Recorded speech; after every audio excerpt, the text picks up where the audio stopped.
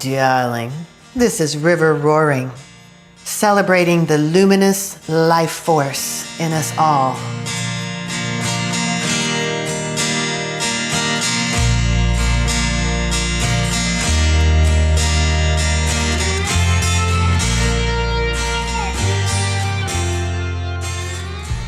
Hello, darling. I'm River Roaring. Welcome to Dark Side Revealed, where dark means the dynamic of possession and control, and light means the dynamic of love and light. This episode is Releasing the Victim Triangle. The false illusion of victimhood has fooled our mainstream culture into believing it's real. Everywhere I look in the mainstream media, and the conversation is about a victimhood. Victim, victim, victim. I'm a victim. You're a victim. The other one is the perpetrator, and we have to stop them. Victimhood, anger, fighting against the man, raging against the machine because they are bad and I am good and the victim of their bad stuff. Woo! The whole idea of victim, perpetrator, and savior is the dark side. It's heavy. It's depressing. It's about control and possession. We could fight and kill one another all day long if we can't get out of this victim triangle somehow together.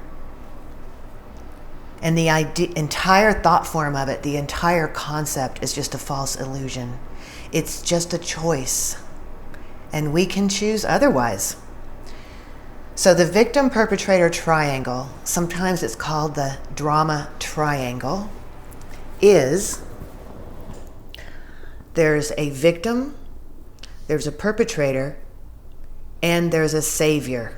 So the three corners of the triangle are victim, perpetrator, savior. And I was taught in law school to use the victim triangle in every single trial. I mean, throughout society, we find it being taught. And I was taught to make sure that in every trial, my client is the victim, and the judge or jury will be the savior, and the other party is the perpetrator. So every trial attorney, well, back in my era, was using that model. That's really the model of trials. We're the victim, you're the perpetrator, and we need help.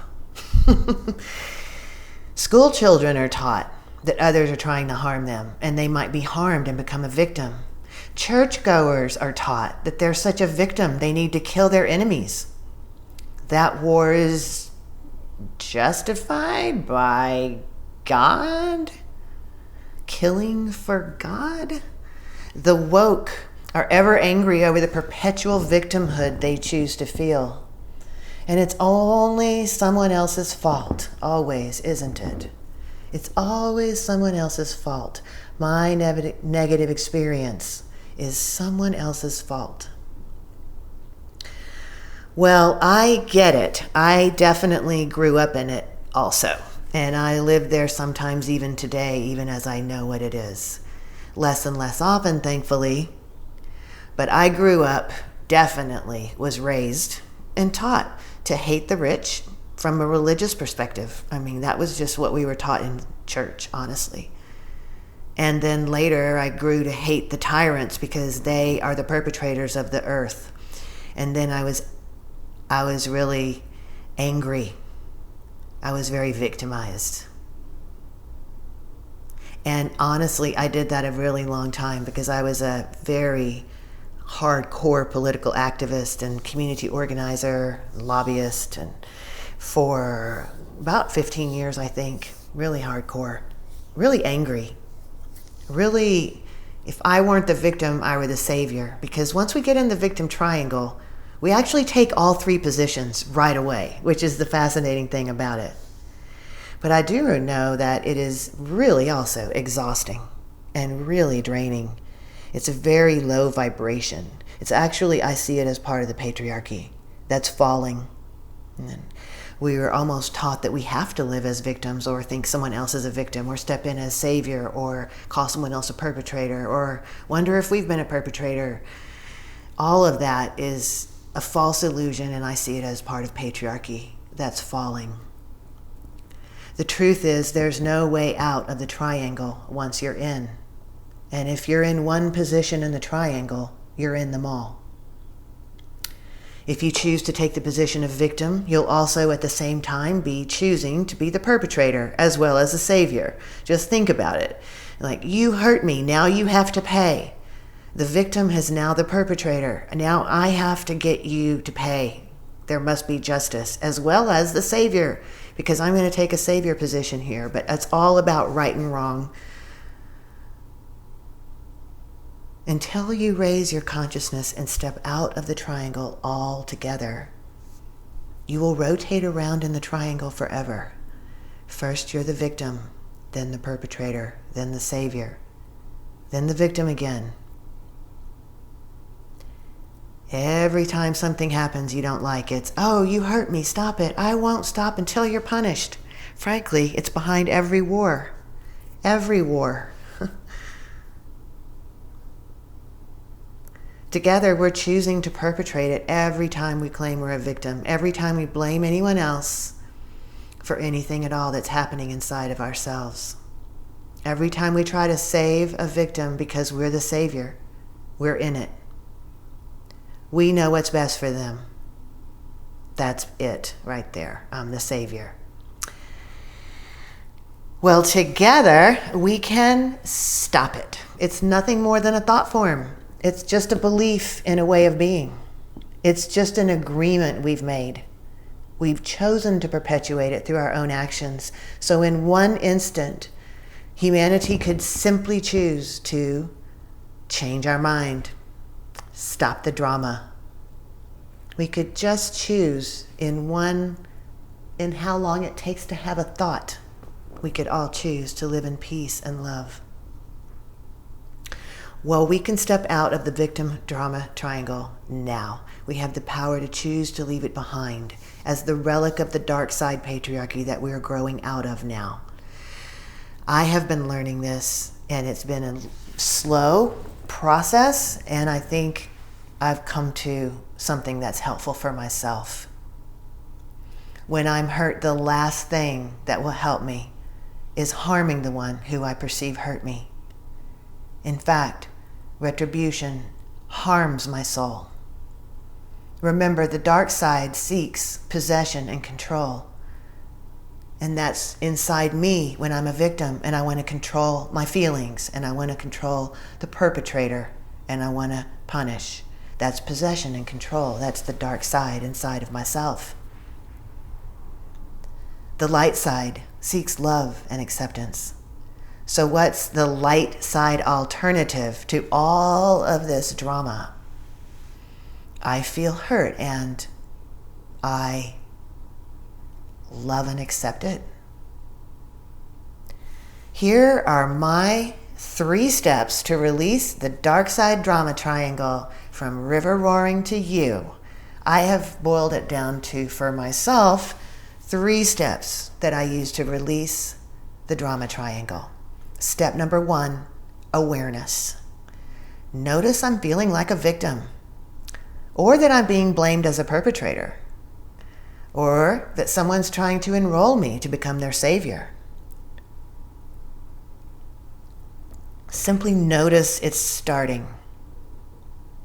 Step number 2, self-love. Once I find myself in one of these positions, especially the victim position, I actively love myself. Maybe it's a hot bath at first. Maybe it's a cup of tea. Maybe it's going outside in the sunshine and swimming in the springs. Maybe it's meditation and stillness. I do whatever it takes to relax my nervous system, love myself, whatever it takes to restore my own inner state of being to its optimal state. I acknowledge that no one else is responsible for my state of being. I take radical responsibility and I love myself very actively. Step number 3, Curiosity. Why did the perceived perpetrator do what they did? What might be inside them?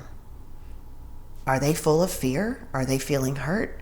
Were they unable to be graceful and loving for some reason? Why? Why did they do something that would break the loving connection that is possible among all beings? Really interesting things come in this step. What's going on over there in this other being who I perceive as my person who harmed me? What's going on with them? What caused them to fall away from the love and light themselves? And what's possible now?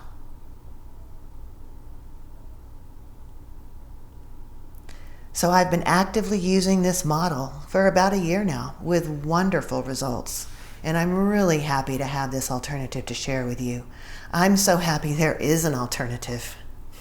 I've spent enough years in the victim-perpetrator triangle myself, decades. So the next time you find yourself feeling victim-y, wondering who the perpetrator is, maybe you think you're going to save someone, remember the 3-step process. Awareness, number 1, awareness. Instead of focusing your laser light of anger on your enemy, notice you're entering the triangle now.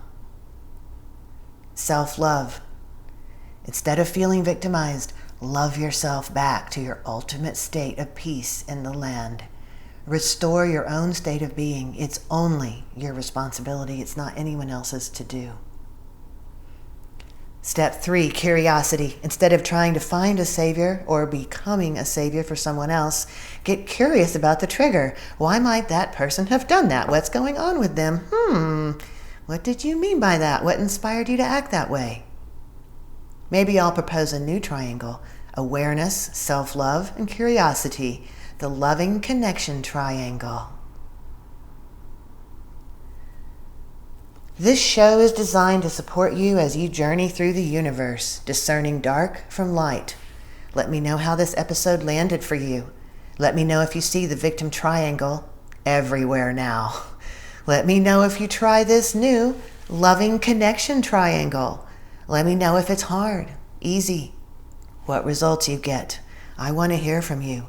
Leave a comment or shoot me an email by visiting my site at riverroaring.com and clicking Get Started to share your question, reflection, or insight. Together, we can step into the light, shifting human consciousness forever for the highest good of all beings. May the light be with you. May the light be with us all.